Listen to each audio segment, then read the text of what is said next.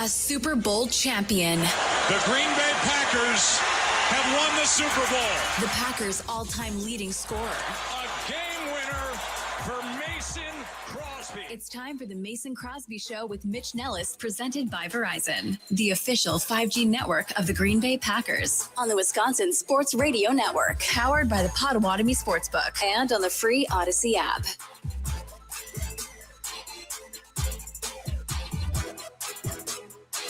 High noon and welcome in.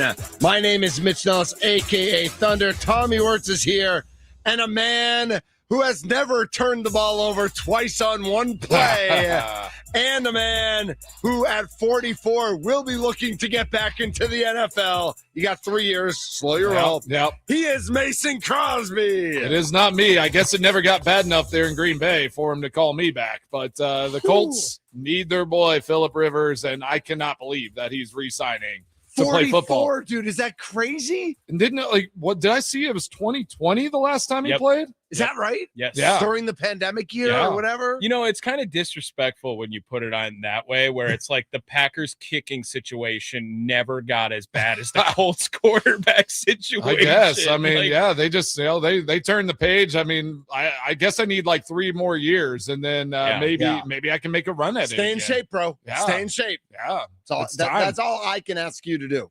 2 good workouts in a row this week. Now I'm back. I'm coming back. we need next time like game day goes to Colorado, we need you to go there and you to kick the field goal. For the money. Just sneak in. Should I do like a Chad Powers? Oh, that would like be a whole thing and like try to get Jason Mrosby, dude. Jason Crosby coming in. I love it. Yes. How electric would that be? That It's would be like so cool. you randomly get picked out and then just drill it. Like, you don't what? think Pat would be in for that? Pat would so be down he to would do that. love that. Yeah, He that'd would be love that. great. That would be fun. We are the Mason Crosby Show, presented by Verizon, the official 5G network of the Green Bay Packers. We're live from the Wisconsin Sports Radio Network studios, powered by the Potawatomi Sportsbook, broadcasting all over the state. Milwaukee, Green Bay, Wausau, Duluth, Superior. You know who you are. That's right. I am. And you can count on us. The Mason Crosby Show. We will dive deep into the Packers, but we had to talk about this old Colts signing a 44-year-old it's literally, who has a grandkid. He's a grandpa. He's signed. Signed. He's there. I mean, he's going to play, so right? He get paid? What does he get paid? So now he's just on the practice squad. He's not on the active roster. What do you get paid for that? I don't know. Well, it depends. I mean, I'm guessing, like, are they bringing him in for league minimum? So he's going to, he'll make it okay. But, like, does that reset his 5-year window for Hall of Fame? Well, yes. Yeah. If he plays 3 games, like, he's also signed onto the practice squad. So I assume that they're going to probably elevate him the week after. But if he gets elevated 3 games, then he resets his 5-year window. He was a semifinalist this year. He probably could play in the playoffs if everything goes well, It's right? crazy. Well, I mean, we talked about this before, but I guess Riley Leonard is just bailing like all of the rest of Notre Dame. Is that what's happening? That's exactly. He's just like, all right, if Notre Dame's not playing in a bowl, I'm not playing any more NFL games. Well, we're boycotting football. Yes, all together, and we're done with football. Who else is in the league who went to Notre Dame? Who could sit out this week? Is there anyone else? Quentin Nelson also on the Colts. Okay. He was one. St. Brown. Did St. Brown go to Notre Dame? No, his brother. His brother did. Yeah. He's not playing anymore. He already quit. His football. other brother went to Stanford. The one who didn't they're, play, but they're smart. What's a bigger shenanigan with the Colts situation? Just allowing Phillip Rivers to come back and be the quarterback, or that Jeff Saturday tenure where they just brought him in to be the head coach out of nowhere? They do random things. He was as good of a head coach at the Colts as he was a center with the Packers. God, dude, that was a debacle. You can't. Nobody can argue that wasn't a debacle. No, he was in Green Bay. He was in Green Bay for chaos too. Like, he just did not like how they did, like how they operated. It was like, well, we did this to the Colts. We did that. And it was like, dude, just take a breath. Like, it's okay. We're winning football games. You didn't do that once Peyton left there with the Colts. So be happy. Real quick, practice squad players, 13,000 per week. Veterans minimum 73,823. Yeah, per well, week. they're going to activate him, because if Riley Leonard does play, like, they need a backup. So like, he'll make $74 grand a week. essentially. That's what I make. So cool. Yeah, Sweet. I know. Yeah. Sweet. Put me back deal. on the practice squad. Yeah, I'll go play. I mean, Yeah, you're Irish, right? We'll get you on a pathway program or something. To Yeah, get back in there to exactly. kick, Yeah, right? Yeah, for just go back whoever to it my is. heritage. We'll find a Amazing. way. That would be awesome. From- I'll make up a new birth certificate. We'll just start, getting crazy. I am Yeah. 12. I am Yeah. 12. I'm excited to see how this plays out. But from that spectrum to 2 turnovers in one, have you ever seen that before, Mason? 2 turnovers in one play before, like Jalen Hurts throws the interception. They then get a fumble. He picks it up. And then, like, you knew the second he picked it up, he was going to fumble. No one Like, has he seen never that, Mitch, tucked it because away. it's never happened before. Mhm. They said it's like But I since mean, high recorded school stats or that has never anything. happened. Crazy. No, it's never happened in the NFL. Like, I mean, how wild is that? Interception, picks it up, and then fumbles it. Like, what a bad night for Jalen Hurts. Yeah. Holy cow. Like, Rough. let's just thank our lucky stars that we are Packers fans and didn't have to go through that last night as a Philadelphia Eagle That fan. was brutal. They like, especially with their fan base, they have to just live it today. Like, I can't imagine what they're talking about on Philadelphia Eagle radio right now. I can't believe how they just suck at running the football in a year after being so productive at it. And Saquon, being what he did last season, they finally, their best run of the day was the fake tush push, right? And they didn't get Yeah. called for the holding, which they should have gotten called for. But they go up there, rush quick for the quick tush push, and then it's a pitch out. Like, everyone's sold in on the tush push, and they were able to go from there. I just can't believe, like, especially now, also looking back at it, man, I wish this Packers team was playing this Eagles team. Like, I Yes. just wish Yeah, they're that sliding yeah, for sure. this needs to be like on the forefront of Green Bay's mind. It's, you are above, you can beat Philadelphia. You should beat Philadelphia now if you ever come across them. 3-2, that 3-2 matchup Yeah. at Lambeau. We want that 3-2 match. I almost want that more than getting the 1 seed. Because I'm playing, especially if the Rams. The 2 seed's a good path for the Packers. So, and Mason, I said this. I think I said this off the air yesterday. I don't think I said it on the air. I 100% am cheering for the Rams over the Seahawks because I 100% would rather go to LA where it's going to be a 50-50 crowd and it's going to be beautiful weather versus going to Seattle where weird things always happen. Well, there's no guarantee Rams host that game, right? Like, who knows? Like, they might run into something in that division game where it just doesn't go in their favor, and then the Packers are hosting an NFC Championship game. Well, but then but Rams and Seahawks play in 2 weeks, so the winner of that has a really good path to the 1 seed. Are we also not going to bring up, like, is Justin Herbert kind of a bad guy in that post-game interview? Just like, she's just trying to do her job, Laura Rutledge. I didn't You didn't see it? Well, No, He is a I bad was a man. bad I mean, man. he played with a plate in his hand. I mean, you got to give him some credit. That guy goes out there. He's a dog. Man, Tommy hates him so much. I would just like to say which is that, kind of okay. I'm kind of here for it. remember, the whole argument was he is Trevor Lawrence. That was the whole argument. They're both 9-4 right now. Yeah. Just as things appear in the current NFL playoff picture, the Jags are the 3 seed, Chargers are the 5 seed. With Winners the exact win. same I record. would take either one of those guys on a team that I'm sure a lot of teams would take those guys. Right now, looking at the and let 'em current lead. NFL playoff picture in the NFC, as we look at it, Are we doing power rankings? Well, We this kind is of are. playoff I love it. picture. Real, but this is actual playoff standings. Yeah, these are the playoffs, and if they ended today, Mitch is a Right. big if it I ended love today guy, it. If right? it ended, no power rankings, but if it ended today. So right now, the Rams are 10-3, and they are atop the NFC. But the Seahawks are 10-3 as well at the 5 seed. The Niners are at the 6 seed at 9-4. So that NFC West. But the Like- Niners have a better conference record than either the Rams or the Seahawks, so they could sneak in if things go a certain way. I don't know, Currently, Niners are the sleeper that They are. could be really good and could be tough. I don't even coming know up. if it's sleeper. It's if Christian McCaffrey is playing, they're one of the best teams. Not sleep. I'm just saying, No, I mean like sleeper you're to jump up and like they're seeds. kind of like hiding in the weeds, Yeah. and then they're going to come out and they could end up winning that division. For sure. When McCaffrey's playing, Tommy, I'm going to retweet the stream. The Is that sneaker okay? Yeah. is it Okay. instead of sleeper? The sneaker. The Is sneaker. Oh, sneaky. Okay, I like I it. like that. Currently, right now, the Rams have a 98% chance to make the postseason. The Packers 94, Eagles 93, Seahawks 98, Niners Jeez. are at 90. So all of those Wow. teams Yeah. very high. It looks like the 4 seed obviously up in the air with the Panthers and the Buccaneers. Man, Mason, our Buccaneers, they just stink now, I man, know. out loud. They're And so the bad. Bears, after losing that game, go down to a 65% chance to make the playoffs still. And there is not a 0% possibility by any means that week 18 game Bears Chicago versus the Lions Detroit. I only said it like that because I messed it up. The Lions Detroit. There's not a 0% chance that game isn't for a playoff Are you spot. from, Europe? I was like, well, I'm just going to. You did it the other day in a text. You said Johnson Ben. Yeah. Right. Like what's it with your comma? Yeah. Yeah, I don't know what I was doing there, but no, but like how? Yeah, that's what you want, right? That would be electric. If the season ended today, it's also Seattle and San Francisco. Packers are playing the it's Bears also Carolina in that Tampa. First game, right? Yeah.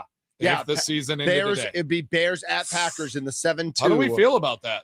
Bring it. Let's go. All right. When you played the Vikings three times in a year, what was that like? Because you lost the week before on the last second field goal, and then it was, oh no, you got to play him again. And then it was Joe Webb is playing. Yeah, so we were like, okay, yeah, this is fine. Let's get the Vikings back in here and dominate them. Ridiculous. And I guess you played the Bears 3 times in 2010, right? 2010 would have been the same thing. I love this whole discussion. I love the 3 times in 1 year because I'm so on board of, if it's hard to beat a team 3 times. No, it's not. If you beat a team twice, you should beat them the 3rd time. You're better than them. You will beat them the 3rd time. In the NFL, if you've beat them twice, you're going to beat them again. You should beat them again. Well, that you didn't beat them twice. The Vikings here. Right. If it's a split, that's a whole different situation. Yeah, but I think that last game too. Like honestly, if you don't beat them twice, I feel like you know how you match up. Yeah. Like I'd rather play a team that I know really well.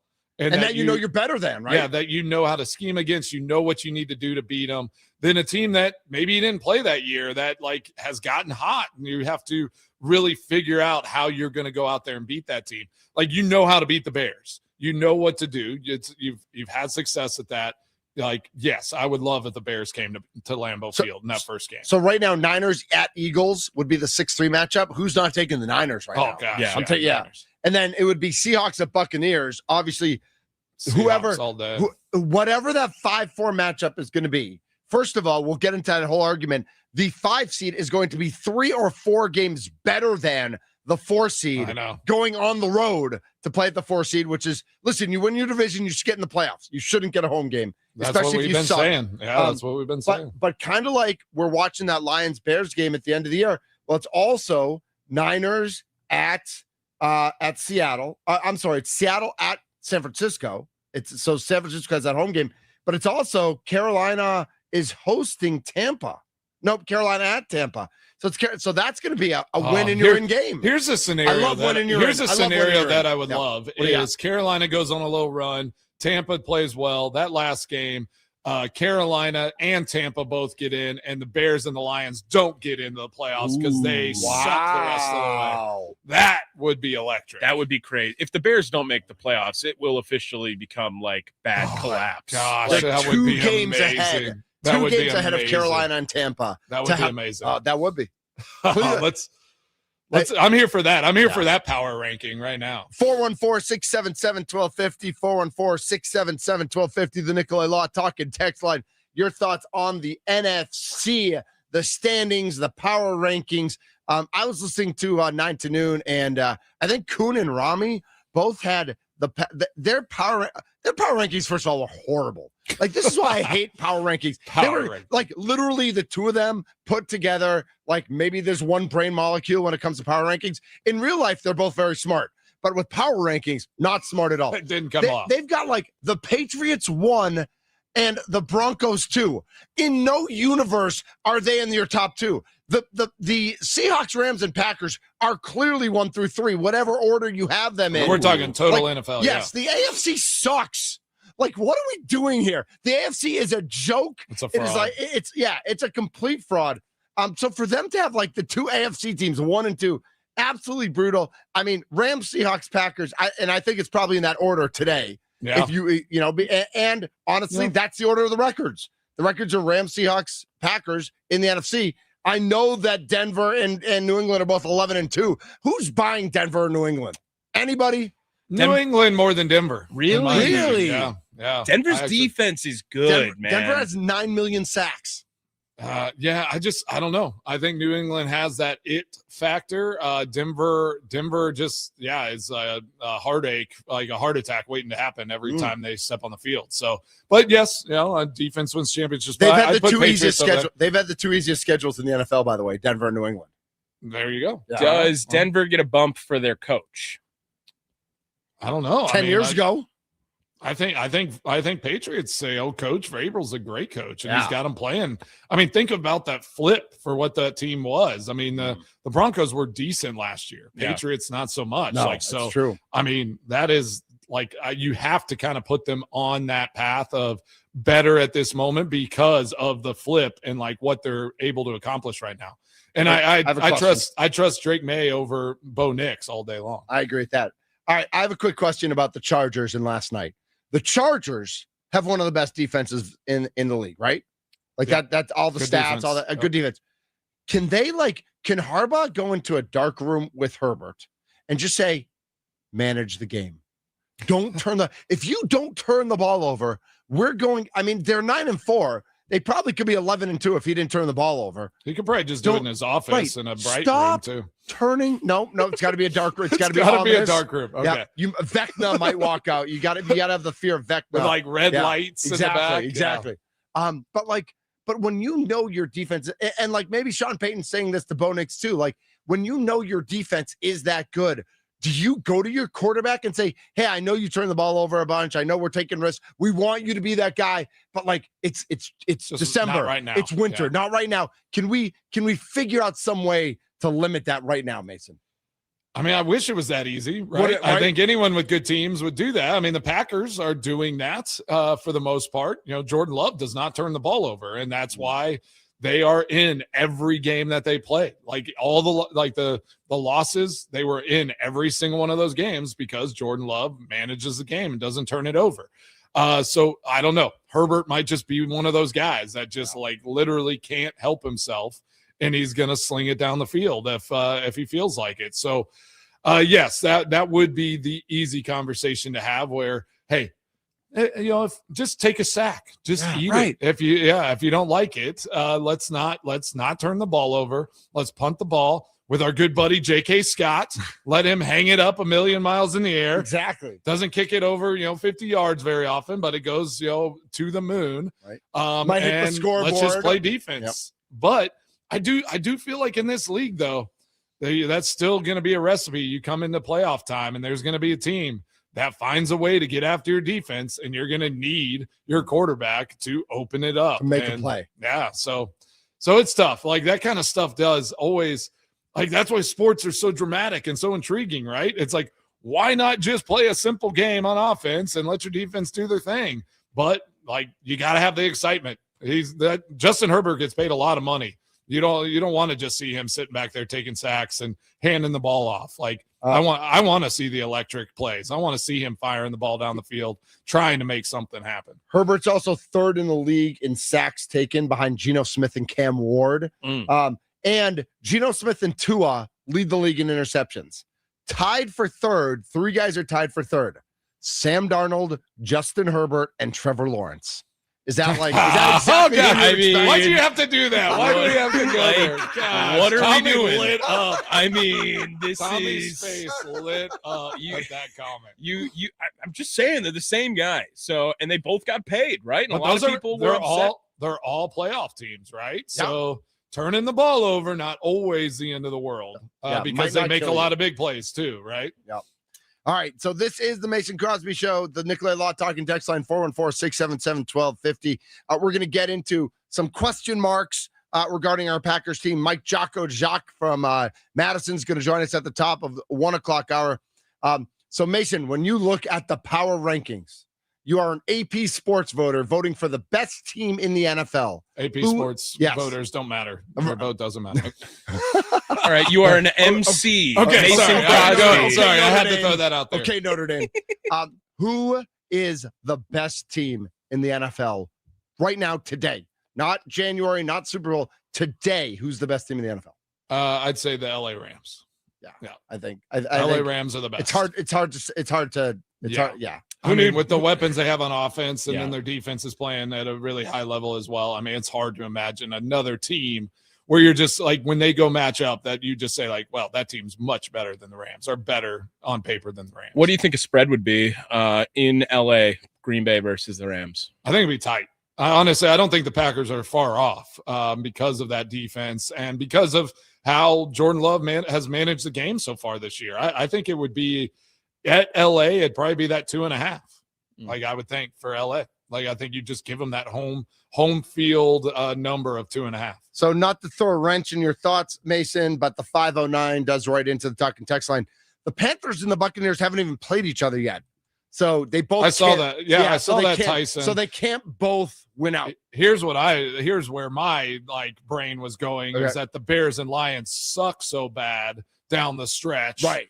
That they just lose out. Maybe Panthers and Tampa split games and win the rest. Win all the rest. And then there's a chance. You're right. Who knows? Want to give I was just hoping for Lions and Bears to really stay. I know. We all want that. Yes. Quick shout out to Timothy. He's on his way to O'Hare with his sister, Patty, and brother-in-law, Jason. They're going on vacation. Timothy's the guy who gave me a ride to the airport a couple weeks ago. Great. If you're looking for a ride, let us know. Timothy is he's a professional. So going to New Zealand. Yeah. Nice. Yeah. Have fun out there. 414 says when you look at stats, the quarterbacks with the most touchdown passes also have the most interceptions.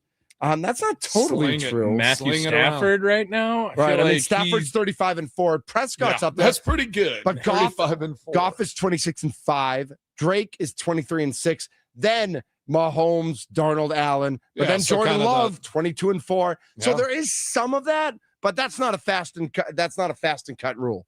Yeah, fast and dry. Not traditionally. I mean, that was always Aaron would lead the league in touchdowns. Well, I feel like this argument, but Favre would also. Right. I was about to say Brett Favre kind of led the charge on this argument of the guys who throw the most touchdowns also throw the most interceptions. And Stafford's 35-4. He's got to be the MVP. Oh, he's got to be the MVP. See, my thing is, if you have a good defense, in my mind, I'm like going back to your question, Mitch. If you have a good defense, sling it. Because, if you throw an interception, your defense is going to, step up and make a play. You might as well try to make good things happen versus trying to manage it. And then, Mason, you're so smart. Yeah, whatever. You're so smart. Every once in a while. I feel like I'm on one today. I'm feeling good today. I feel like we got some extra juice today. Should we get a salt rip? It's a human Tuesday. Are we salting it? Right before the break. Let's take one before the break. Gosh, nice. Oh, gosh, yes. Yes. You guys are the best. These things should be illegal. Yep. Want to thank everybody listening around the state. 99.7 FM, WNFL in Green Bay, 93.9 The Game in Wausau, 710 The Game in Duluth, Superior, 1250 AM, 105.7 FM, The Fan in Milwaukee. Lots more coming up on the Mason Crosby Show. What is your biggest question mark still surrounding this Packers team? We're going to get into that question when we come back next on the Mason Crosby Show, presented by Verizon, the official 5G network of who? The Green Bay Packers.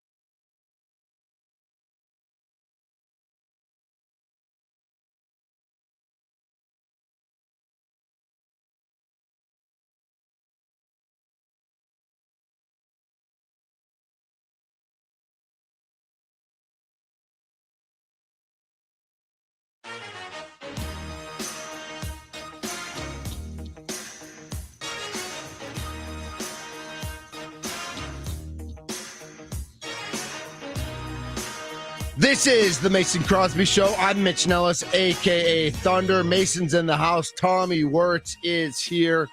And we are live from the Wisconsin Sports Radio Network studios, powered by the Potawatomi Sportsbook, where the Nicolay Law Talk and Text line is 414-677-1250, 414-677-1250. What is your biggest question mark still surrounding this Packers team? 414-677-1250. Find us on Twitter as well, at WI Sports Radio, at Crosby Kicks 2, at Thunder MKE, and at Tommy WSSP. Mason, I don't know if do you have something top of mind? Is there something that I've been thinking about it a little bit? And we talked to Ryan Wood about it yesterday some, and so it's probably going to be that defensive consistency down the stretch, right? Like depending on that pass rush to get home and be consistent. Like how the Bears managed the clock in that game was a little worrisome, right? It's like that defense was on the field and worn out by the end of that game. So I think some of that is going to be just how do we dial up, blitzes? How do we get more consistent pressure? Take the pressure off of Micah Parsons having to get pressure with 4 up front. I loved whenever they dropped Micah Parsons into coverage occasionally. I know you don't want to do that all the time. He is a special player, but occasionally I think it takes pressure off of him, and I think it takes pressure off that defense a little bit. So I think for me, it's finishing games and finding a way to possess that ball in the second half when you have a lead, and then stepping on the jugular a little bit, right? Like on the other side, it's like offensively coming out of that half against Chicago, not just air raiding or going at them and finding a way to score points right after half was a miss. And I think this team just hasn't found that killer instinct whenever they can put a team away in some of these games like this. Did it feel like they were really going away from the blitz in the second half of that game against the Bears? Because it looked like they were really pressuring it, and it almost looked like it was Brian Flores calling the first half for the Green Bay Packers. Can that be attributed to like they're just tired, I can't send as many blitzes as I wanted to, or was it something that they think they knew they shouldn't blitz as much because of what Chicago was going to bring back in the second half? You got to give Ben Johnson and that offense a little credit, I think, too, with that plan with rolling Caleb Williams out and going both directions. It's hard to dial up a blitz. Say you think they're going to roll out to the right and you bring someone off that edge, but he rolls the other way. Now you're chasing, and now you got guys kind of out of position a little bit. So I think the Bears saw what the Packers did in that first half. They game planned to get Caleb out into space on the edges, and it just kind of held the Packers defense from being able to bring as much pressure there as well. So there's some of those pieces, but yeah, I think they have to get creative, bring some of those corner safeties. Whenever they do that, I feel like they've been really productive. So for me, I don't know if it's like one person or one thing in particular. It's just like an overall holistic, like get off the field better in the second half, especially when you have a lead, and then jump that lead up to a point where now Micah Parsons and that defense get a little breather, and then they can pin their ears back and go after the quarterback. 414-677-1250 is the Nicolay Law Talk and Text line. Get your texts in, give us a call. Find us on YouTube as well. You can throw your comment up on YouTube at WI Sports Radio. Mason, are your concerns about both punt return and punt or kickoff coverage, are those mostly assuaged at this time? I know that was a big concern earlier in the season. Do you feel a little bit better about that at this point? Yeah, I thought kickoff coverage, has looked pretty good. They don't punt a lot. No. Like when they do a good job. Yeah, and Waylon's been just bombing the ball. Punt return is, I guess, a question mark. If Dobbs isn't as involved in the offense, then I guess it's okay maybe having him back there. Good ball security. He's going to get 10 yards if it's there. Again, like that first punt against the Bears, if you have a dynamic punt returner, you're getting 25 yards there. Yeah. Like he outkicked his coverage. It was a lower punt. Like Dobbs caught that ball and there was no one within 15 yards of him. Right. You need to get a lot of yards out of that. He did fine. There was a penalty, so it didn't matter. But yeah, I don't think there's nothing dynamic about the special teams. They just need to not make mistakes, right? And so, yeah, McManus hasn't had a lot of tests, since he's gotten back and healthy, which is good. Just extra points last game, made his field goals in the game before. So it's going to come down to that. Playoffs, late in the year. There will be games where they have to win a game or stop a team from winning a game in the special teams department, and so that will play a factor down the stretch. How concerning is the offensive line now, right? Because throughout this season, it has been something that has probably been underwhelming for the Green Bay Packers and their standards at offensive line, but they've really started to figure it out in the last few weeks, and it's probably been attributed to Anthony Belton getting in and Sean Ryan moving over to center. Like, now that it is a foundation, it seems like, is that still a question mark down the stretch for Green Bay? I think the last, this 4-game win streak, like that offensive line has been really solid. So yeah, I'm not looking at the offensive line as something that we need to at least look at right now as it is. Now you add an injury, you add something that happens. Now we're going to have that as a question mark, down the stretch. What does that look like? But right now, I think this offensive line looks really solid. They're gelling at the right time. Would we like to see a little more push on the run game? I'm sure that's always something. But pass protection-wise, I feel like they're keeping Jordan clean, and he's able to do pretty much whatever he wants. And, Mitch, what about Josh Jacobs then, if they go kind of hand in hand? We've seen some good games out of him, but still nothing reminiscent of 2024 season, it feels like. Or what he did with the Raiders. Before I get to Josh Jacobs, I want to kind of merge the conversations you guys just had and go to the tight end conversation. Yeah. Because I do think without Tucker Kraft in there, and it seems like they're trying to get Musgrave more involved in the passing game. And he had a nice catch against Detroit. Should have had a nice catch. Maybe did have a nice catch this week against the Bears. That was ruled he falls down, but he can get downfield. I just am. One of the things I'm worried about is if he's on the field, Mason, do they know it's a passing play? Like, is it too obvious that he can't block? And so when Fitzpatrick's in there, he's there to block. When Musgrave's in there, he's there to catch a ball. Are they telegraphing almost in a way what the play is going to be?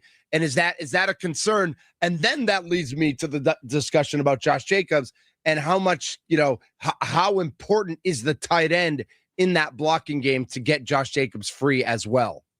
Yeah, that's a good point. I didn't necessarily look at it that way, but I do think they disguise it a little bit because it looks like whenever Musgrave is in the game as well, they're doing 2-3 tight end sets, so it's not just like straight up, we're going to throw the ball because Musgrave's in the game. They're flexing him out some, doing some different things. So you can be creative with that. So I'm not as concerned about having that as something that they can just off on or get a complete read off of. But yeah, I mean, it would be nice if Musgraves could block a little bit. So, I mean, that would be helpful. But I do think the addition of Wiley and Fitzpatrick, what they're doing, not only in the run game, but also in the passing game, like you saw it against the Bears. Like that was like you have 3 tight ends that do somewhat unique things whenever they go out for passes, can block really well, a couple of them. Like I think that tight end room, minus Tucker Kraft, the serious loss that it was to lose Tucker Kraft, I do think that they've adjusted pretty well with the 3 guys that they have in that position. So not overly concerned there. I have another one I'm pretty concerned about just because you're going to need this, as playoff time comes, crunch time, tight games, all that. It's still the turnovers, just not creating turnovers at a high clip. Like the Bears in that game, if they don't get that first pick, Packers are driving down and scoring points. Mm-hmm. Like they were moving the ball very easily on that defense from the very beginning. And then that turnover, Bears didn't score, but it just stopped the Packers from getting points. Like you have to find a way. And I think that's, for me, again, goes back to the second half defense. Find a way to get just even more relentlessly aggressive. Relentlessly aggressive. I love that. Yeah. On the quarterback, so that they force some bad throws or some forced throws, bait them into certain situations so that you can try to create some more turnovers. And again, I'm more of a proponent of being aggressive. Just go at teams, and you just kind of take like whatever the end result is, as long as you just threw everything you had at them, then I think you can kind of hang your hat on that. And so I would love to see this team. And I don't know if it's going to happen, but they need to get more turnovers every game. Well, as you started that, Mason, and you were talking about getting to close games, playing in weather, and that you went to turnovers. The thing that I thought of right away is, and I'm not looking for any kicker on kicker violence here or anything like that, but I just want to make sure, like, where is our confidence level with McManus right now? Are we all in? Are we mostly in? Are we cautiously optimistic? Are we skeptically negative? Are we like, how do we how do we I'm always cautiously optimistic. That's usually where I live, is in that space. I think these last 2 games have been good. Like watching him a little closer, it looks like his swing, kind of his approach to the ball, everything looks really smooth and fluid. So I didn't notice necessarily a lot of like anything really bad before, but you just knew he was dealing with something. Now it looks like he's free. He's hitting the ball really clean. Like his rotation looks nice. I think all of that is going to be a benefit down the stretch. Now, mind you, in the 2 really bad weather games that he's played in Green Bay have been bad for him. So you again, where if LA gets that 1 seed and you got to go to LA at some point, not a bad thing, I think, because if you have to play in Green Bay, that weather deteriorates, stuff gets really bad.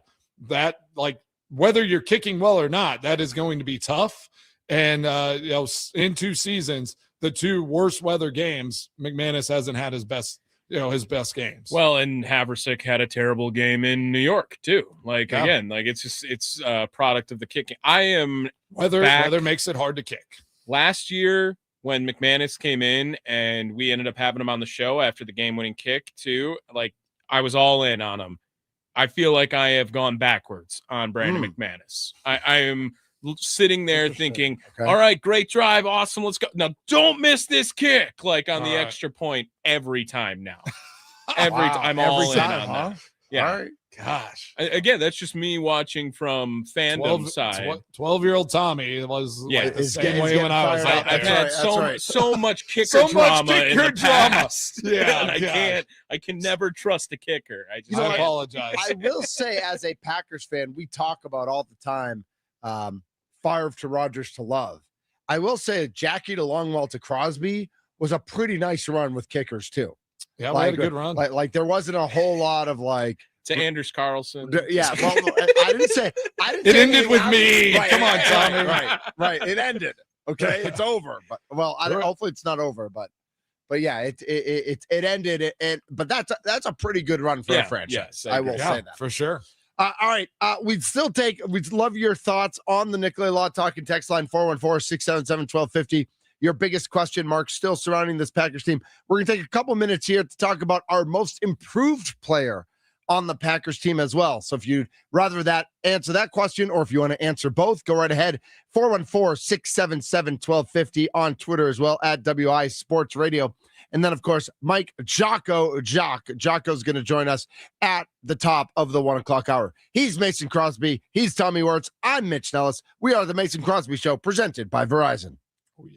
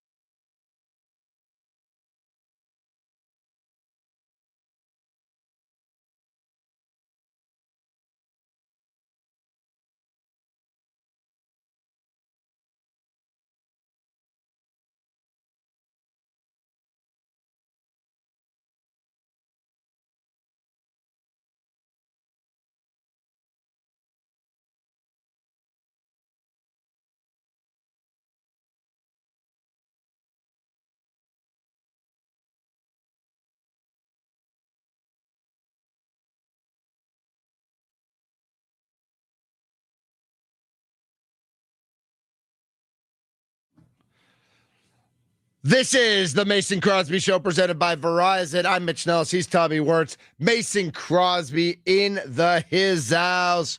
Mason, it's like 36 here today. It's like warm. Oh, that's nice. Yeah, it's like balmy. Yeah, I'm playing in the golf tomorrow, so I'm sorry. Do you have to wear a snowsuit?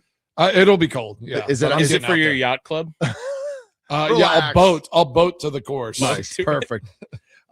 Thanks for joining us here on the Mason Crosby Show, noon to 2, Monday through Friday, leading into Wisconsin Sports Daily with Sparky. Let's jump out to the phone lines. Nicolay Law Talk and text line, of course, is 414-677-1250. Let's start things out with Dave in Duluth. Dave, you're on the Mason Crosby Show. Hi, guys.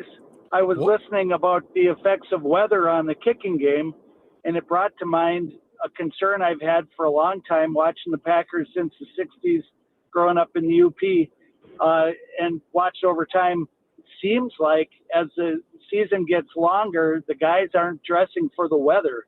And in the second half, it looks like a lot of times their muscle performance isn't there. It's like they're gumming up. They're not moving. And I know the effect of cold weather on mere mortals like me and the importance of being prepared and being cool enough not to get sweaty and cold that way.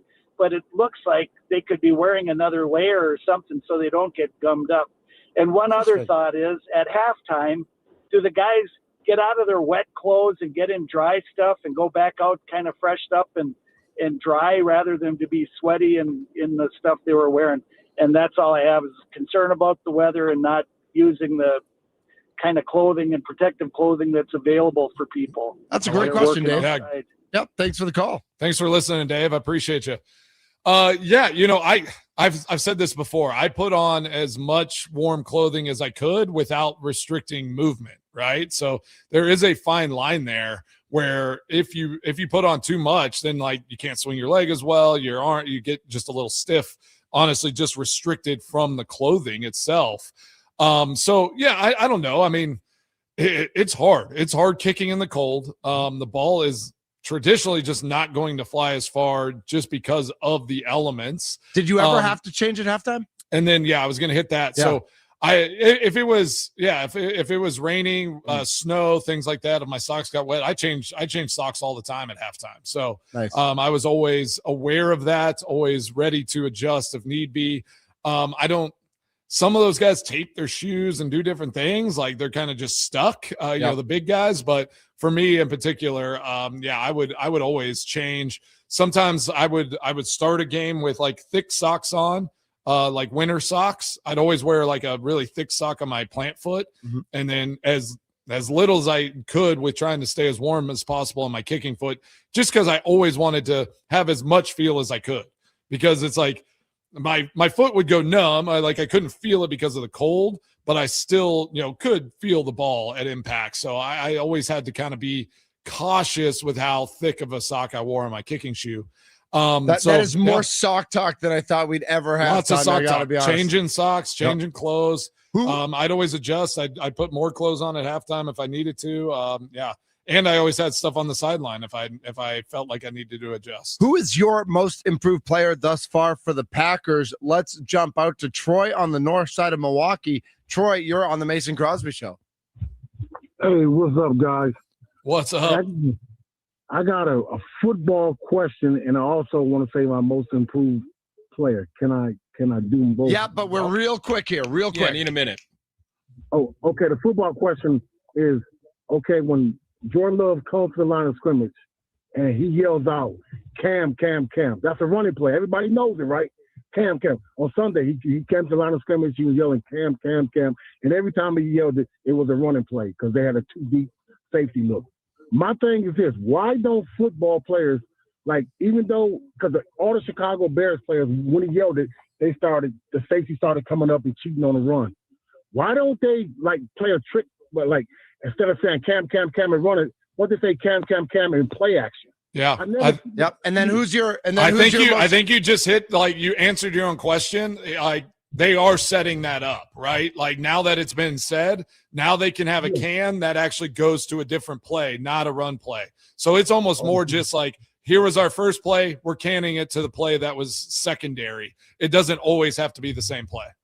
And then your most improved player, Troy? Nixon, the cornerback, he was a kickoff return guy. Now, all of a sudden, he is a great cornerback for Green Bay. All right. Nice. I like it. Really appreciate you jumping on. Thanks for listening. Absolutely. Keyshawn Nixon, we'll keep ours for the second hour. We'll tease that for after Jocko. Jocko, Mike Jocko, sports director, WMTV in Madison, is going to join us coming up. He'll give us a little take on what's going on with the Badgers, football and basketball, and also he's covering all the Packers games too. So good voice and just friend of the show. Positive attitude. Exactly. Love that positivity. That's on right. the Mason Crosby Show.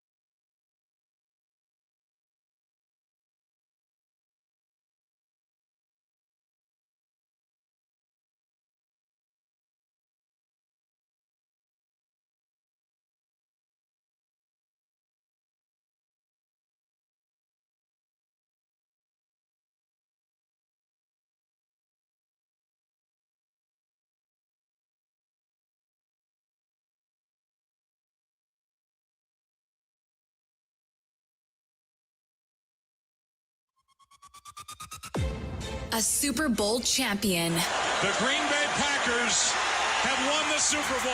The Packers' all-time leading scorer. A game winner for Mason Crosby. It's time for the Mason Crosby Show with Mitch Nellis, presented by Verizon, the official 5G network of the Green Bay Packers, on the Wisconsin Sports Radio Network, powered by the Potawatomi Sportsbook, and on the free Odyssey app.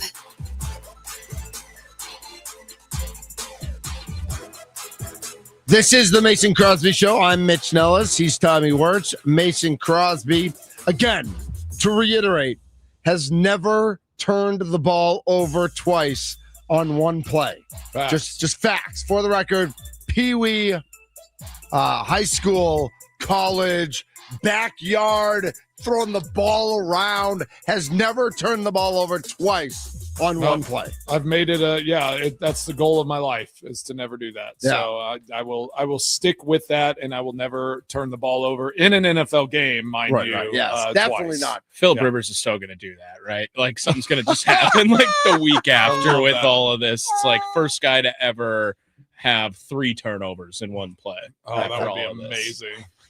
He Tries to throw it again and intercepts it. Like just throw 2 interceptions in 2 one interceptions play. in one play. Can he do one of those where, like, he throws it, it gets batted by a defensive lineman, he catches it, then so he gets the reception, then he gets a fumble, and then he like strips the guy and then recovers it and then fumbles again? That could happen. I don't know. Right. With his weird delivery, anything is possible with that that's football afterwards, right? Nice. I mean, love that. Joining us now. Wow, puberty. Apparently it's joining us now. That just joined. That will stay in the video. Yes, thank you. I hope so.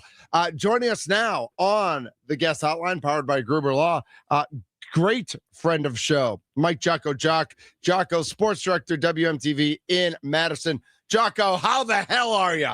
Nobody's been that excited to talk to me in a long, long time, so I appreciate that. Yeah. When When I get to talk to you, Jocko, I go through puberty again. Since puberty, yes, again. exactly. That's like a fumble and a interception on the same play. Just about. I feel like that may be equal to that. You're not wrong. You're not wrong. So Jocko, since we last spoke, the Badgers football team got really good and then really bad and then really good and then really bad. But at least there was something to hang their hat on. Is that the takeaway from the season this year? Is like the Washington and the Illinois wins, like at least they didn't go 2-10? Yeah, I feel like Tommy hasn't ripped on the Badgers in a couple weeks, so let's get Jocko on the show just so he can be better about something. I get a text say, hey, we haven't been mean to the Badgers in a while. You want to be on the show this afternoon? Yeah, I'd love to. That'd be great, Tommy. Thanks. Yeah, but I thought it was. Yeah, I thought the end of the season was great. I thought with the upswing as far as a Washington game, and I think we talked about the trickling on the field, the shower instead of a storm.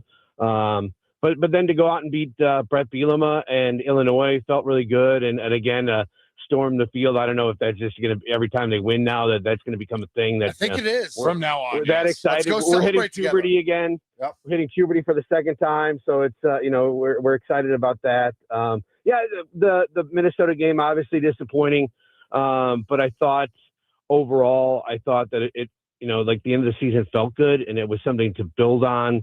And as we talked about spending money in the new era of college football, that was a good start. It was a crazy day as far as National Signing Day. It used to be when Barry Alvarez walked in and they had a stack of 25, 30 guys that they were introducing you to, and they played a big video of who these guys are and what they did in high school and how excited they were to have them become Badgers. It was a list of 12 guys, and it was like, hey, these are our draft choices for next year. We hope to develop them, but we're looking at the transfer portal, and we're going to do big things and spend the money that way. Well, and Jocko, I'll bring this up so that not only I can get angry, but probably Crosby and Mitch Nellis. Did they only get one guy from Wisconsin in this class? Is that right? Yeah, it was a kid from Appleton, a lineman from Appleton. So it was it was disappointing in that regard. But who knows? Maybe they instead of building that wall around the state of Wisconsin as far as the signing day goes, It's building a wall and letting people back in that used to be Wisconsin, where Wisconsin high school plays. We're going to bring them in the portal that way, just to kind of welcome them back home. But, disappointing as far as that goes. A lot of kids leaving. But again, I think that in this new era that it's just all about the NIL. And I think, the way that they're going to put their Luke Fickell and the rest of the gang are going to put their money together that they're getting from the university, they're just going to go transfer. They have to go transfer portal heavy and see what they can do that way. Yeah. So after, with these sign, do you feel good? Obviously the season next year, the schedule looks a little more favorable. I mean, can I already start saying 7+ wins? Cause I clearly missed that one this year, but Mason, I thought, I was thinking the same thing. Sixers, I hate. Don't say it. Don't say it. Don't do it. I didn't say it. I thought 7 or 6 wins was a possibility for this team this year. If things fell into place, if they beat Washington, if they beat Illinois, those kind of things. But you take losses, a couple of bad losses, and then you knew you weren't going to beat Ohio State this year. You knew you were going to be Oregon and those teams. But yeah, the season looks more favorable. Obviously, the start against Notre Dame will be fun at Lambeau Field. They did get Pittsburgh off their schedule, and going to welcome one of the directional Michigan teams. Mm-hmm. I think they play all 4 directional teams from Michigan this year, so that will help. Nice. But I do feel good. I feel like this was a building block. Obviously, what they get from the transfer portal and how those kids, you still have to develop kids once they get here, no matter how good they were at a previous school, and you have to hold on to them. I'm still looking at, we talked about before, Posa and Catalano, the 2 linebackers that did so well as freshmen. I mean, you got to re-recruit them. You got to keep them here. Yeah, right. And that's the thing of college football. They have these recruiting guys, but now I think they got guys on their staff that are re-recruiting guys, that are on the staff just to keep the guys that are here happy. And that's just such a different mix. Obviously back in the day, guys left and they'd have to sit out a year and you really didn't want to do that. But now it's so easy.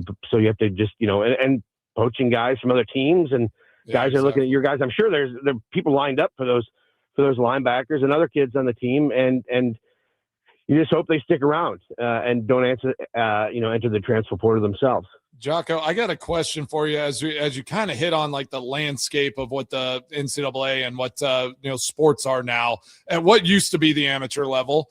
All these teams opting out of bowl games, the whole Notre Dame situation, all of that. Tongue in cheek here.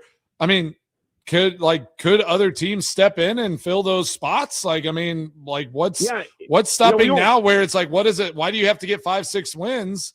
It should just be are you willing to play in a bowl game? Wisconsin Badgers fans would go to a game down in Tampa or whatever. So why not just open it up to whoever signs up for a bowl game now?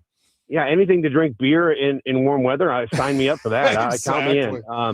But that's the thing. We were kind of on bowl alert on Sunday when despite having having a 5-8, 5-7 record, who knows, they take a 4-8 team because there's so many people that are opting out. It was disappointing. I get it. I get it.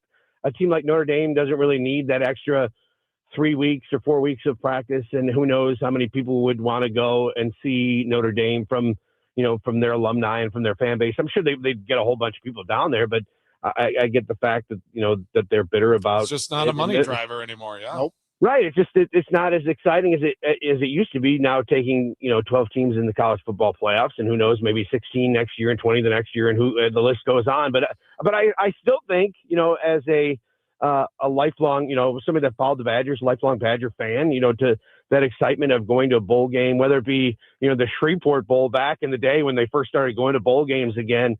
To the Rose Bowl, and gone are the days now that the Rose Bowl was the Big Ten champion, and that's disappointing too, because that was always something to look forward to when the Badgers were on the top of the heap. But yeah, it's disappointing. But I still think now maybe you just throw all that out, and if your team wants to go to a bowl game and you have fans that want to go, I'm sure the bowl committees and people that are hosting would love to see Badger fans, no matter what their record is, because they know they're going to go down there, drink beer, and spend money. Last time we talked to you, Jocko, we were all mad at you because of the AP voting situation that had went down during that time, and how I believe the words were like, "It doesn't matter," popping up. I didn't. Yeah, that girl. That was not your words. Oh, that was not your words. Right. Sorry. That was USC's AP voter, I believe it was at the time. But now everyone's mad at the college football playoff committee. So everyone forgets how mad they were at the AP poll. Yeah. How did you think that whole thing panned out with Notre Dame versus Alabama versus Miami versus Vanderbilt or whatever they were arguing? I think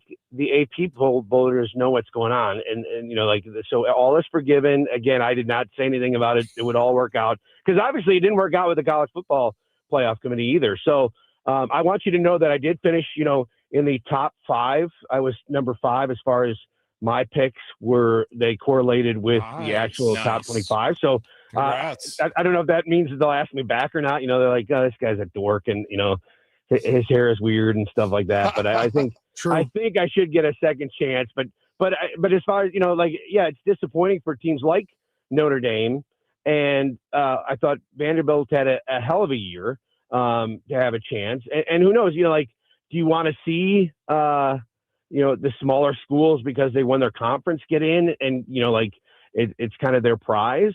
Or do you want to see the top 12 best teams, and then number 13 gets pissed off anyhow. So, I guess it's kind of like the NCAA tournament as far as men's basketball goes. There's always going to be people that get left out and somebody's going to be mad. But really, really the top, I guess maybe the top 6 or 8. See what I did? I didn't say nice. 6. Nice. But those top schools, those top schools really have a chance to win it all. And maybe it's just the top 4, but still there's going to be people angry at 12. There's going to be, 13 obviously is mad. 14 is obviously mad. So, I don't think you can ever make everybody happy as far as this goes, but I still think, did they get it right? I don't think so. I thought that Alabama maybe should have been left off this year and a chance for other schools to get their chance. I do think players getting paid, they should, why not play more games, right? Go to a 24-team playoff now, do it more like a tournament. And, you eliminate some of that hoopla, and you make each one of those games a bowl game. Right? The bowl season feels like it is dying. With all these teams opting out, what Notre Dame's doing, bowl season is going to end. I feel like the teams are kind of forcing their hand. It's not worth it to us to travel down for what we get paid. Our fans are tired. They don't want to do it. Let's play meaningful games and try to make a run at a championship, right? So why not just have the top 24 teams in the country start a tournament right now and play all the way through January 15th or whatever? Because I do think that, it's nice that they're letting the smaller schools that win their conference and, but no, it's not, Jocko. No, it's not. Nobody cares about those teams. They're complete garbage. The fact that James Madison is in this tournament is just garbage. Right. It is. So, when you let 24 teams in, I feel better about James Madison. Right. Yeah, exactly. And then it's fine. And then they get, they'll go get destroyed by Oregon or, whatever happens. But to have them in there now with only 12 teams, it just, to leave out a Vandy or a BYU or Notre Dame, it doesn't feel right. So again, AP committee gets it right. College football playoff committee, not so much. Yeah, and then you just have some spattering of other bowl games for the teams that are kind of on the fringe. You can kind of just figure out how to have more football action. But I think it was Texas Tech, guy for Tech was on the Pat McAfee show talking about this exact thing. He's like, until the NCAA utilizes their platform and actually schedules things so the games become this just must-watch situation, they will never get to the level that NBA and NFL and all those places are, because they're always fighting for against each other for how many viewers are going to be watching these games. Some of these things that are scheduled just they don't make sense. You have a top Big Ten game going on the same time a top SEC game is going on. Until they get in sync, there's always going to be infighting, and it's going to be a disaster. Right, and that makes no sense to have those big games going on at the same time. It's just the NFL figured it out. You play your championship game, one's at 12, one's at 3:30, and you figure out now it's like 2 and 5 or whatever it is. But the NCAA basketball tournament, they seem to have it figured out somewhat before they screw it up and add like 100 teams but right now that's must watch TV. And the Packers Bears game is going to be on at the same time some of these first playoff games go on, and there's going to be more people watching Packers Bears throughout the country than there is watching these smaller, so to speak, college football playoff games. Yeah, you're going to be watching James Madison, Oregon, or Chicago and Packers. Yeah, count me in a Packers Bears. For sure. Well, hey, let's talk about that just real quick before we got to let you go. Like, what'd you think of the game Sunday? How do you think this Packers team fares here these last 4 weeks, heading towards a playoff run? Do you think they can get it done and get that division and potentially, chase after a 1 seed here? Yeah, Mason, I don't know about you, but it felt really, really good to hear all those Bears fans talk for weeks and weeks about how big this matchup was going to be, as far as the Bears showing who's boss, and to have them drive home. There were a lot of Bears fans at that game on Sunday, but to have them drive home and kind of weasel their way back to Illinois and have the toll booth kick them in the butt on their way back, that was pretty good. That felt pretty good. I do think that this is 4 weeks ago, it was, I think we kind of had the conversation of what's going on, what's wrong, but now everything seems to be coming together at the right time. Jordan Love obviously playing well, and Christian Watson stepping up, and to have Jaden Reed back, it feels good. And obviously, and that defense is just crazy good. They're out there for a long time. I think I heard, one of the national pundits talk about, that they were gassed, but I think for how well they played, and then to make the big play at the end was amazing as well. So to have those guys come together, that defense, they were bending a little bit, but to finally not break at the end and pull off that interception was awesome. So 4 games in a row, obviously a huge test on Sunday against Denver, which could be, the Super Bowl matchup that I think it would be a great Super Bowl matchup to kind of test themselves out against a great team like Denver is right now. You just got to keep the ship going in the right direction. For sure. We're in the 4th quarter of this season, and how I break it all down always is like my whole career, and we talk about it all the time in that building. You're playing 4 quarters of a game. You play 4 quarters in this season. We are in December. You have 4 games left. It is time now to just any little thing that isn't perfect with your team, how you're playing, all those little things need to dial in, because this team is a playoff team. They're going to make a run.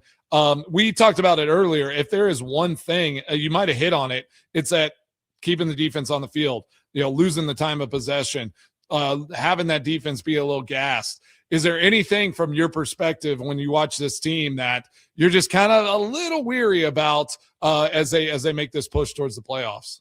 I do like the fact that Josh Jacobs has kind of come around. He's hitting some big runs. I think I was a little concerned about that, but I love the fact that they're still trying to figure out how to use Micah Parsons and the people around him. I still think, which should be scary for other teams, but it continues to be evolving. Like how they're bringing him in, how they're rushing different. It seems like on every play that he's lined up somewhere else, or he's lined up behind somebody else, or somebody's in front of he's in front of somebody else, just to kind of make it different every single time.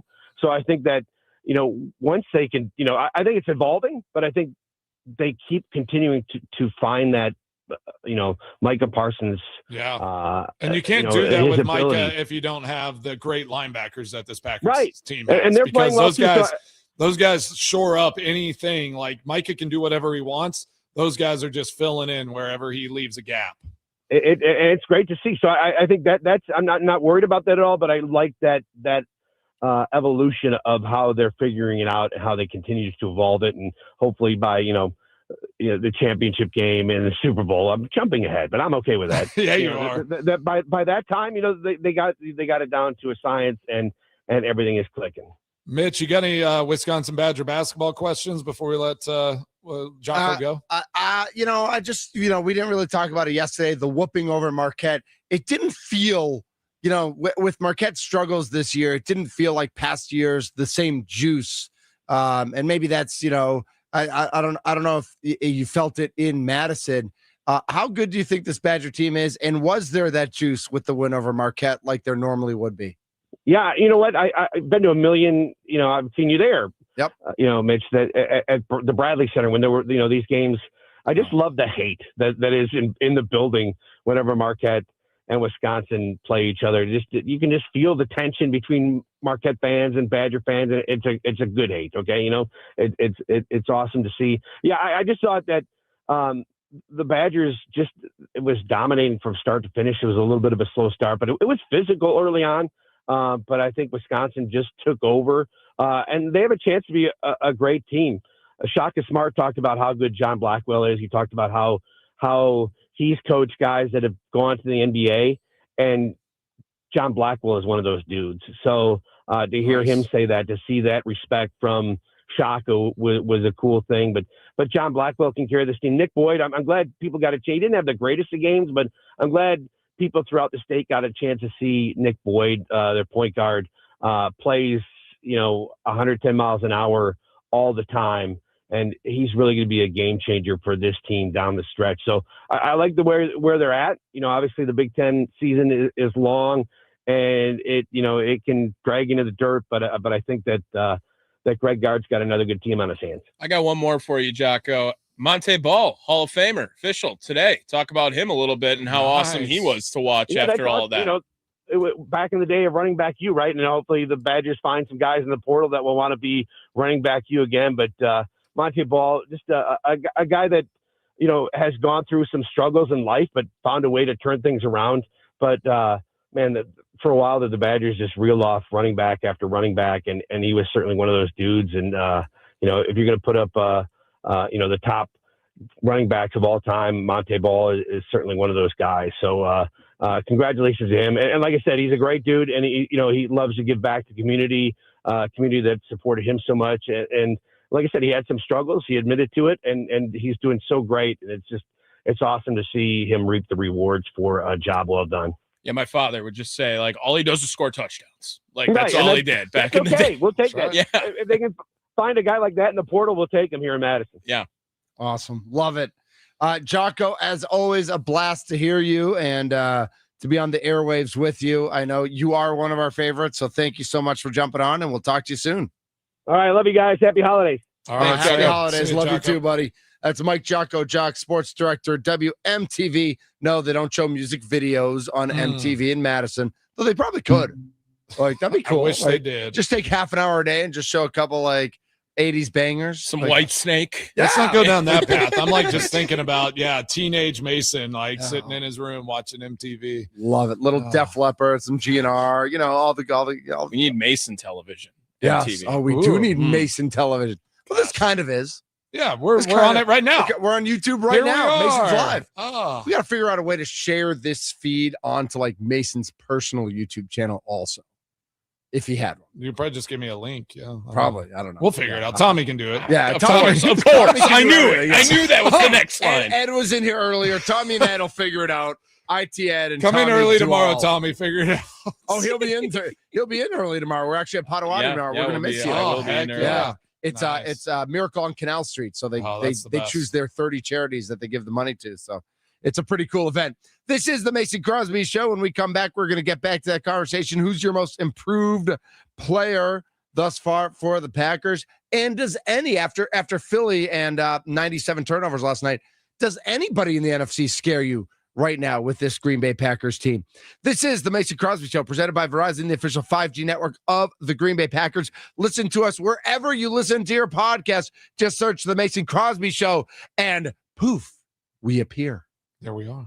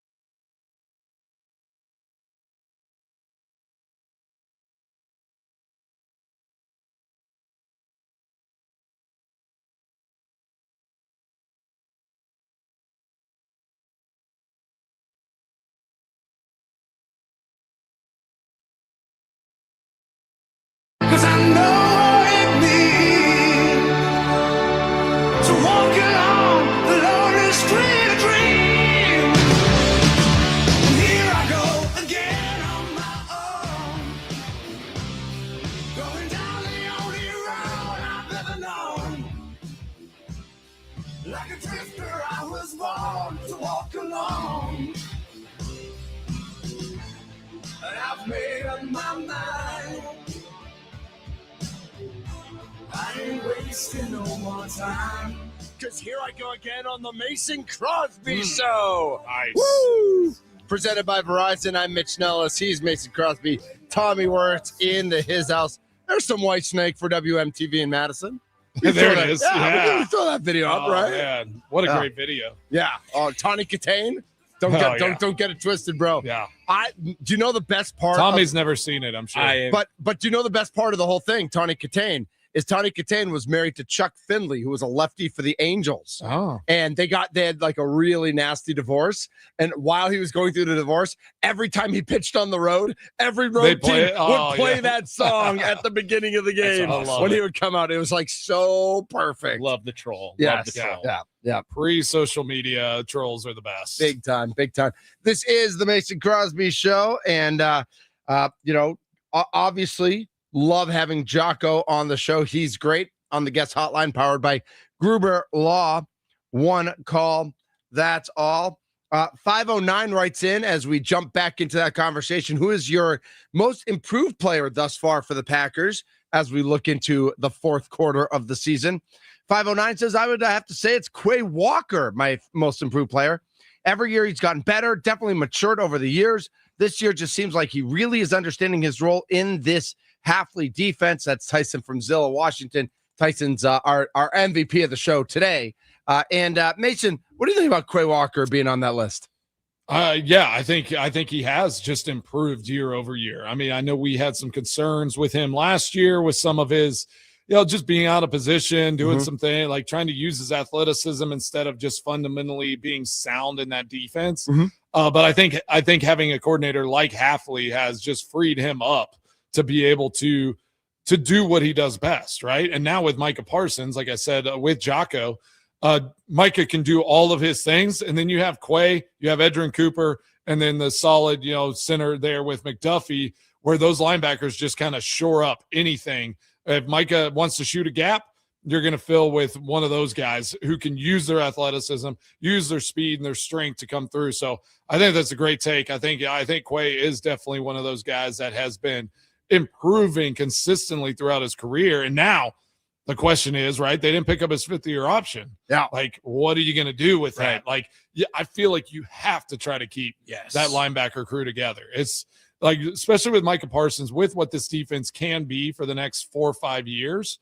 Like, if you keep those linebackers intact, like this defense is going to be special for a very long time. I don't want to go devil's advocate, but a little bit. So if you've got Edrin Cooper and you've got McDuffie there, if they don't bring Quay back, I know they got Hopper. I know they got some other guys. They kind of like, what type of linebacker? Like, because right now it's pure speed, right? Is there a type of linebacker that would make sense in the future, or do we not even want to have that conversation because it's December? They'll just draft somebody. Yeah. I mean, you have enough guys there where if you aren't able to re-sign Quay, like you're going to notice it, but you're just going to go draft and develop at that point. You're going to find somebody out of the draft pool that fits the need that you feel like you need to fill there for Quay Walker. Yeah, and I mean, I think a lot of people, when they associated with Quay Walker before this season, it was like the numbskull personal foul penalties, he's right? Like that so much. He completely changed, like from pushing a coach on the sideline or whatever it was to like how valuable slamming somebody. Yeah, you need to get him back on this team. Like huge growth and improvement there. As well. I got another one from the 414 talking about Kingsley Enagbare. I was going to mention that. Like another guy I mean, listen, that tackle on Sunday, like put him on this. He was probably already on this list, but that tackle on Sunday just elevated him even more, right? Yeah, he keeps showing up. He just kind of is that guy that whenever Rashawn Gary or like somebody, if Micah is floating around and they bring him in to be one of those edge guys, like he is stepping up, and he is not a liability on this team. Like, it's not like you put him in and you're trying to hide him. Like, he is making plays, and especially in that run game, like he is physical. He moves well. I've been really impressed with him as well. I mean, does he not have the loudest 12 tackles and 2 sacks you've ever seen? Yeah, they're all explosive. Like he just gets after it every time, just to keep on the linebacker room. I mean, I think I'm ready to say something crazy about most improved player. Oh, here comes crazy. And I'm ready to say Christian Watson. I was going to say Christian Watson too. I mean, I know he's only played 5 games, Mason, but he looks like wide receiver 1 to me. Yeah.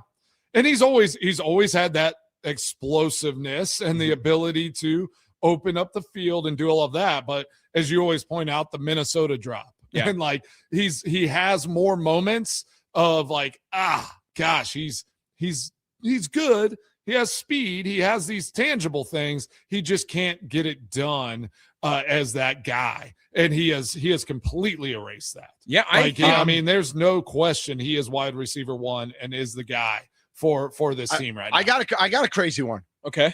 I got a crazy one. Jordan Love. Like, I didn't love Jordan Love last year, and I know he was injured. Yeah. But he played 15 games, 63% up to 67%. His touchdown interceptions last year was 25-11. This year it's 22-4. Quarterback rating from 96 up to 105. Yeah. I think Jordan Love's on the list. Yeah. He's taken that step. And like right after last season, as we were doing the evaluation of like, okay, what does this team need to do to improve? And it's specifically with Jordan Love is taking that step. In this Bears game, I think like literally that progression came to life. I mean, hand signals with Christian Watson, like reading things like on the fly, like knowing exactly what was going to open up, when it was going to open up, the throw to Bo Melton, all those things. He is really taking control of his craft. Like you can only control what you can control. Like a play comes in, whatever. You can't change everything. You can't always adjust plays. But whenever he has that opportunity, he is making better and better decisions. Mind you, honestly, his interceptions this year have been horrible. Yeah. Like honestly, like 4 interceptions. Weird, right? And I think they're just like, they're bad interceptions. So they almost feels like he has more. The fact that he only has 4, like they all just kind of felt like, what was he doing? But like other than that, I mean, he's just making really good decisions. So I like that take as well. I'd have to throw like Carrington Valentine out there, like just like stepping in basically before Hobbs even was hurt, like taking over that job and like being a consistent force out on that defensive front. I feel like he's improved a lot and is just somebody that this defense on the outside can really rely on. Yeah. And what about Evan Williams? I think we saw a little piece of him last year, and I was drinking some of the. There's a 4-4 vote for that as well. I was drinking some of the Evan Williams Kool-Aid last year, but he did fall, like it did tail off. It felt like at the end of the season, especially with his counterpart McKinney having the year that he had, probably didn't help him out. But this year, it feels like he is crucial on this Packers defense. Well, let's talk about that then, like kind of like a underwhelming season. Like what you said, the name McKinney, like McKinney. He's not splashing like he did last year. Like, I mean, the interceptions, like just, he came out of the gate. Right. Just you can never live up to that, how high he was. But even with that said, but they don't let any big plays up. So it's got, he's doing his job every week, all the time, because this team just does not give up big plays. They just don't. It's crazy. Yeah. I think with that said, we'd like to see a splash.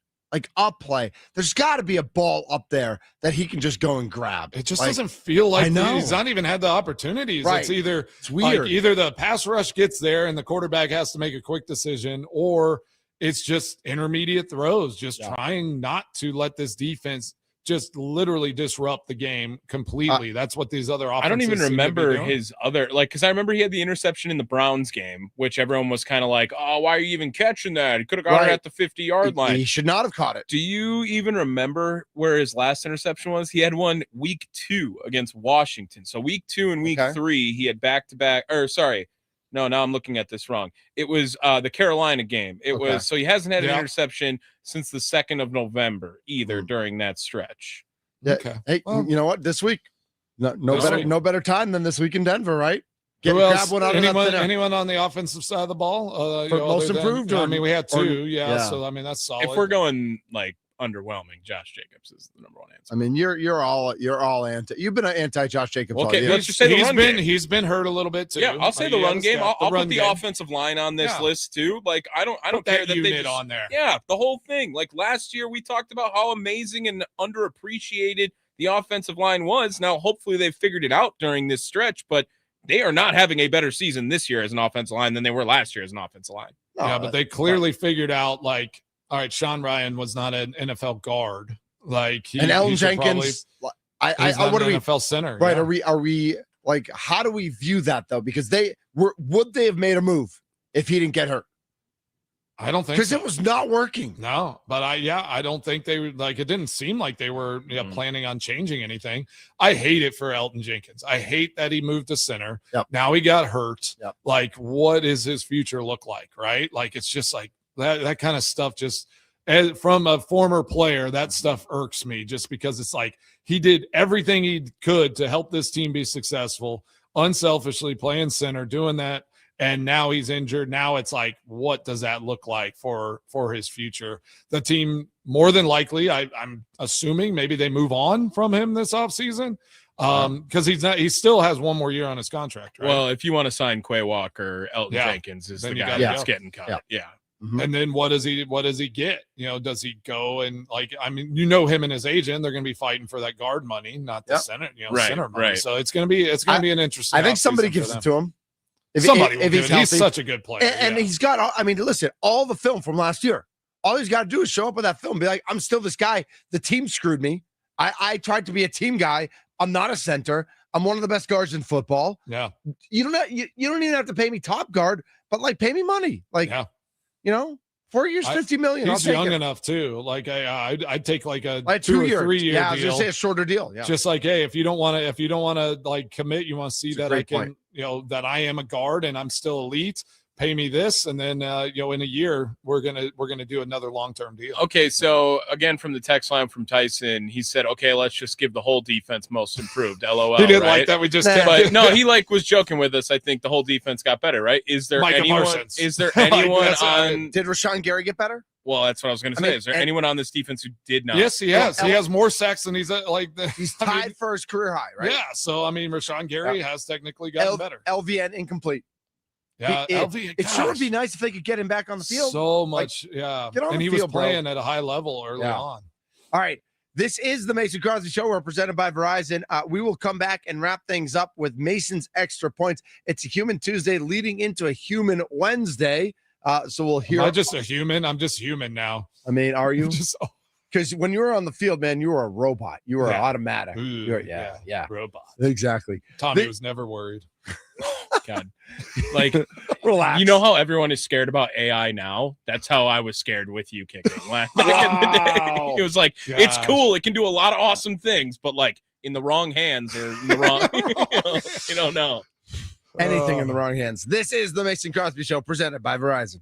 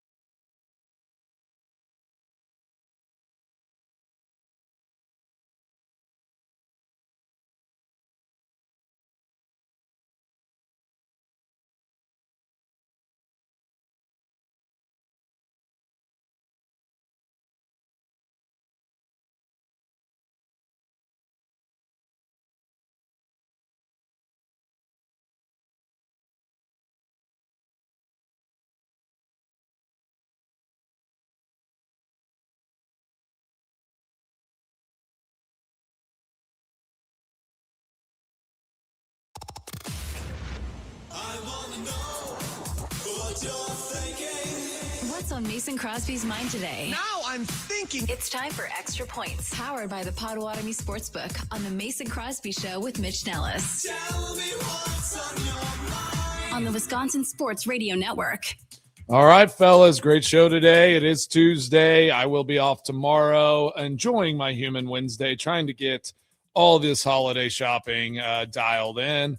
I'm staring at my Christmas tree right now, just wondering if I watered it recently. Don't want that getting crispy. So are y'all real tree guys or fake tree guys? Tommy? Or I mean, Mitch, the Hanukkah bush. Do you Hanukkah bush? No, we don't have. I've never had a real. You have tree. a nice menorah. I've got like plenty. I've got like 8. Okay, so is that something you collect as Yeah. Do you need 8 menorahs? No. The 8. No. Okay. Nope. All right. Nope. We just happen to have.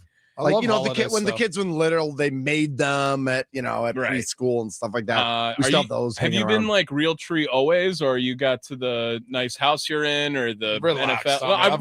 No. I really always real tree. Okay. Molly always wants. Can you imagine the possible. Crosbys not being real tree people? Right. You've met Mason's parents. Yeah, exactly. That's what I mean. They're real people. I had thought Jim and Karen were real tree people, and I mean, knowing you guys have met my mom, you can tell like she's like, let's get a fake tree. I have no problem with that. Let's get like 8 of them and stack them all together. I feel like I had a new Christmas tree like every year of my life because it would be some sort of different design. I remember a rainbow tree. I remember like an all white tree. I remember like always a different tree. That's amazing. Yeah, that's pricey too. I mean, changing up fake trees. Yeah, I mean, it was all like, I saw this at a rummage. Mama Tommy's at a rummage. Yeah, and sometimes you spend money for the holiday. You want to make it nice. I'll tell you this, Mitch. So whenever I was in high school, one of my buddies, his mom married, got remarried. Okay, and he grew up Jewish. Okay, like he's Jewish, and his new father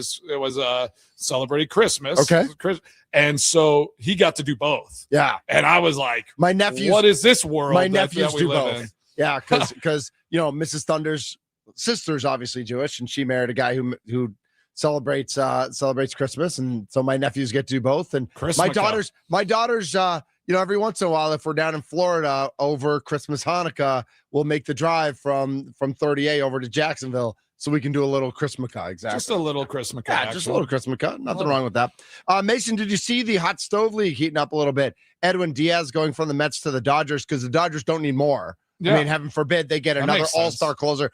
And Kyle Schwarber, 33 years old, signing a 5-year, $150 million deal, the highest deal ever for a DH to stay with the Philadelphia Phillies. Yep. That's impressive. So some big money going all around right now in Major League Baseball. Listen, Freddie Peralta's name is going to be in every trade rumor. Yeah. I don't think he's going anywhere unless they get really something crazy. Yeah, something crazy. I think. Did you see the Ryan Reynolds and Freddie Freeman deal? I guess Ryan Reynolds hosts but I love them both in Toronto. Okay. Every year, and he does like a funny little ad to promote this children's hospital fundraiser. And this year he had Freddie Freeman, whose mom is from Toronto, I think, right? I guess. Yeah, because they cheered for him before they booed him. Yeah, exactly. During the World Series. Yeah. But it was hilarious. Check it out. Find the Ryan Reynolds, Freddie Freeman commercial. And that's for everybody. That's not just for me and Tommy. Like everybody should go and find that. It was hilarious. So he walks into the, like the children's hospital, there's obviously I'm sure these kids were just actors staged, but they're all wearing their Toronto Blue Jays stuff. Love it. And he walks in thinking like, hey, I'm just, I'm coming and supporting y'all, all that. And they're just like, get out of here. They're throwing stuff at him, doing the Toronto cheers. And I was just like, I love Ryan Reynolds for that level of comedy where and Freddie Freeman and for Freddie stepping into that space. Yeah, right. Exactly. Well, a good cause. He said during the World Series, like Toronto's one of his all-time favorite cities. He loved visiting when he was a kid. Right. Yeah, that I think his mom was from Toronto. I think he played on Team Canada. Did awesome. he? Yeah. Okay, so was he born? Is there a chance he was born there? Because he grew up outside of Atlanta. Because he grew up a Braves fan. Canadian. Wow, Canadian. That would be on brand for him. I mean, he's funny. Canadians are funny. Sense. They are funny. So Tommy and I, as well as 9 to Noon with John Kuhn, are going to be at Potawatomi tomorrow celebrating Heart of Canal Street. So I'm sure we will eat well. We'll talk to Austin and Luis and all of our best friends there. And Mason, we will welcome you back with open arms on Thursday. I can't wait. Yep. Gearing up for Broncos week. Let's get this thing going. Yeah, terrible Thursday night football game. We won't talk about that. Yeah, let's not. Kind of boring. Buccaneers, Falcons. Gross. He's Mason Crosby. He's Tommy Wirtz. I'm Mitch Nellis, a.k.a. Thunder. We are the Mason Crosby Show, presented by Verizon. I was